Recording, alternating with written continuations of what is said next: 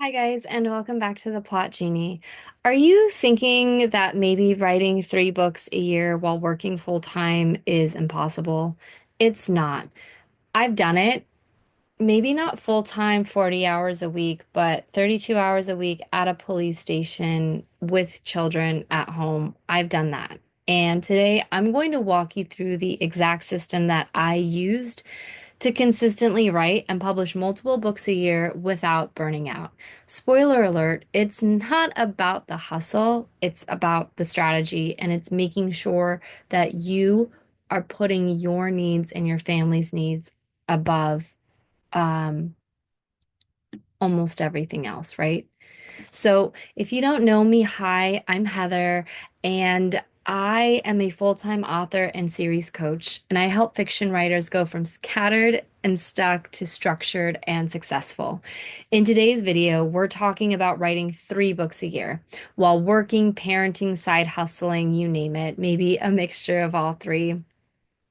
I'm going to give you a repeatable system that fits into your real life and lets you prioritize your writing. So the average novel is about 60,000 to 90,000 words, depending on your genre. Let's say you aim for 70,000 words per book. That's about 210,000 words a year, or about 575 words per day. So let's break it down. 70,000 words times 3 books is 210,000 words a year. 210,000 words divided by 12 months is about 17,500 words a month. 17,500 words a month divided by 30 days is 575 words a day. Yes, we did math today, guys. Sorry, but school's coming up, right? So, anyway, 575 words a day is basically a 20-minute writing sprint on your lunch break or in the car line or before bed. The secret is small, consistent effort. So you don't need to write every day. You need to write with intention. So think in seasons potentially. Quarter 1, draft book 1.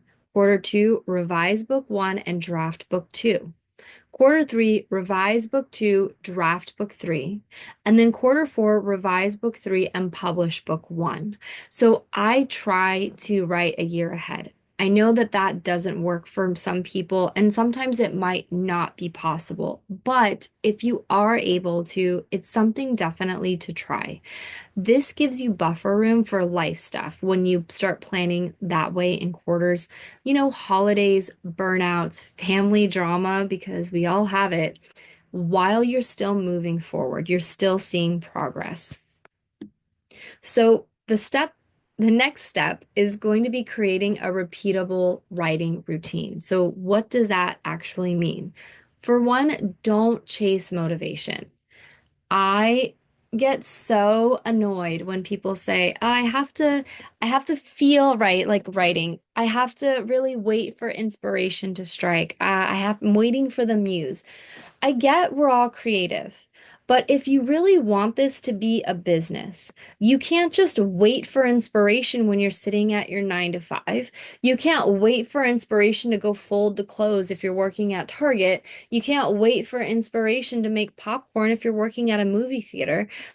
We can't just wait for inspiration, right? When we're parents, we can't wait for inspiration to go make food or to tell our kids no, they cannot have the 15 bags of fishies or pirate's booty that they want. We have to just do it. We have to buckle up and we have to do it. And that is writing.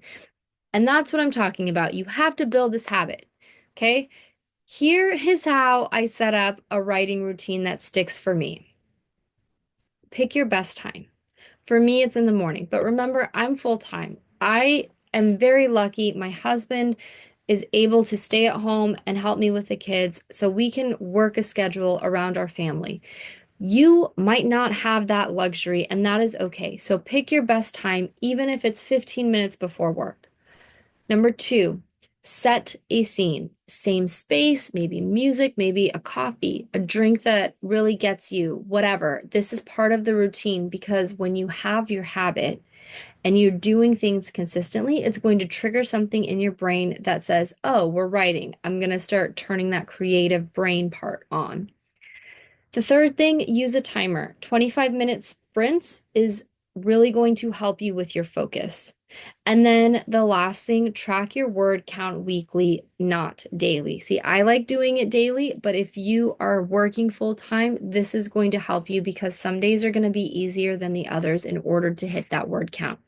It's not about being perfect. It's about showing up more days than not. And that is what is important. So this is my biggest tip that I think a lot of people kind of take for granted is if you are really trying to hit sort of these goals when you are balancing it with family, working full time, whatever, have an outline before you draft. If you can only get 20 to 30 minutes of writing done per day, you can't waste any time figuring out what happens next. I've actually played around with this a couple of weeks ago where I kind of went in not really knowing. Like I knew, like when it comes to my cozies, like I knew I don't really know who does it, but I kind of obviously know at the end there's the murder is going to be solved. And I kind of have a structure of this chapter she should find some kind of clue, this chapter she should talk to this kind of suspect. But if I don't have anything, the creative energy it takes for me to figure it out is so draining and time consuming. And whereas even if the night before I write a few sentences for the chapters that I'm going to write the next day, it goes by so quickly. It's like I don't have to think about it. And part of that is building that habit to think in that way, right? So you can use something as quick as an 8 point plot. This is what I offer. This is how I start when I have my ideas. But I personally break it up by chapter. That's what I like to do. And it's literally a couple of words per, or not a couple of sentences per chapter. You could also use chapter summaries, maybe get a little bit more detailed. And you can also use scene beats for emotional or plot turns, right? So a roadmap means you're never staring at a blank page. It's plug and play. Even when you're exhausted, you don't have to think about it. And let's say the characters take a sharp right, right? You can go with that because you know where they're going, hopefully. So the step 5 is write dirty and edit clean. Your first draft is not supposed to be good. It's supposed to be done. So don't put that pressure on yourself. Don't reread yesterday's words. You shouldn't have to if you are planning ahead. You should know by looking at your current outline, oh, yeah, this is what's supposed to happen, which means this happened last time. You shouldn't have to spend any time rereading yesterday's words. Don't fix your typos. Don't pause to fact check or research or whatever.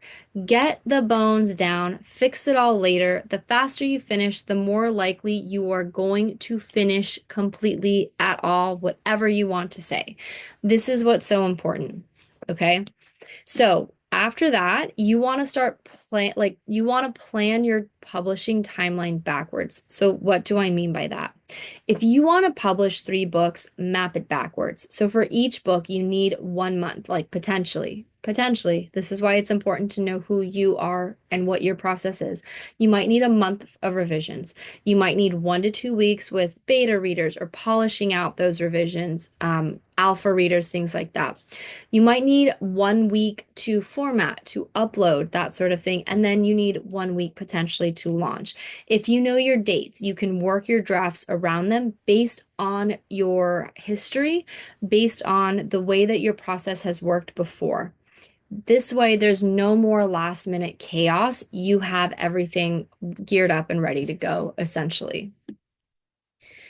And step 7, you can use your weekends and batch wisely. So your weekends, potentially, I don't know what your schedule looks like for us. Sometimes our weekends are even busier with all of the sports that my kids do. Um, So it can be even harder, but whatever free time you guys have, I'm just going to use weekends as, the expectation, right? They're your power. You can use 1 day per month for maybe a writing sprint marathon. You can batch and brainstorm your scenes, dialogue, maybe even chapter summaries ahead of time. You can use 1 day to prep your launch content, right? One productive Saturday can equal a whole week of progress.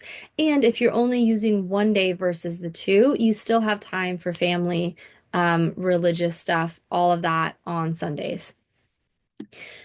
Step 8, you want to build in burnout buffers. So this isn't hustle culture. I will be the first person to tell you to treat it like a job and to not make excuses, but we're not trying to burn ourselves out. And we're definitely not trying to get desperate and hopeless. And I have to do this in order to make this money or whatever. We want this to be fun and easy and joyful while also being smart and intentional about our decisions. So I want this for you to be sustainable progress. So schedule 1 week off between books. Sometimes I do this, sometimes I don't. I really need to practice what I preach. However, I do it more than I don't, if that makes sense. I don't also overcommit during busy life seasons. A lot of the time, people assume this is holidays. For me, actually, this isn't the case because if the kids are off of school, I have a lot more time in the mornings because I don't have to worry about getting them dressed, feeding them breakfast. I mean, I do feed them breakfast, but like it's not at 6:30 in the morning. It's whenever they decide to wake up. Um, but there are going to be busy seasons. Vacation is so busy for me if we're visiting family or if we're going on vacation. So I just don't write during that time. I don't want to stress out about not hitting my goals. It could be very different for you. So figure that out. And again, it's all about your process and what works for you and your family. Make sure you keep your writing goals realistic and more importantly, flexible. Progress doesn't mean never resting, it just means not quitting. And that's really important. People will like miss out on their schedule 1 day and be like, well, I'm done, cut the show. Like that little meme, like, I guess I'm just not doing this, and they'll just give up. And you're not like that. You're better than that. So let's really quickly recap. Know your word count goals. Okay. If this could be, if you're not doing 3 books, this could be 6 books at 40,000 words a book. This could be whatever works for you, your brand, your publishing schedule, whatever you want. But know your word count goals. Think in seasons, not rigid schedules. Okay. Build a repeatable writing habit that works for you and start shifting your perception on what you actually need to write. You can sit and wait in the pickup line and write for 20 minutes. You can do that at hockey practice. You can do it on your lunch break. You can do it, wake up 20 minutes earlier and get a sprint in that way. That's what you can do. Okay. Um, Outline first. Again, it doesn't have to be super detailed. It doesn't even have to be the whole book's outline. It can just be whatever chapter you are writing for the day. Draft fast, edit slow, use weekends strategically, and protect your energy. So, if you are interested in Plot Like a Pro, this is a completely free resource that I really want to get into your hands, and it helps you plot based on your genre expectations, your tropes, and just, the 3 act structure, but mixed with really good pacing beats. And it's completely free. Sign up for it down below, and you will get it right away. I really love it because this is what I use when I start to plan whatever book I'm going to write. And it's just I feel like it's really helpful. From what I've been told, people find it very helpful. I just want you to have this resource because sometimes it can be really, really overwhelming to plot because you have to think of so many different, well, what tropes should I use? What does that mean? Genre expectations. Oh my gosh, I just want to tell the story. And I really want the focus to be on you and what makes things joyful and exciting and easy for you, but while also keeping in mind an important structure. So, Sign up for that below. And then comment below, please. How many books do you want to write this year, and what is your plan doing so? Please like, comment, subscribe, share with your favorite writer friends. Remember, we're in this together. And yeah, thank you so much. I hope that this was helpful, and I will talk to you guys soon. Take care. Bye.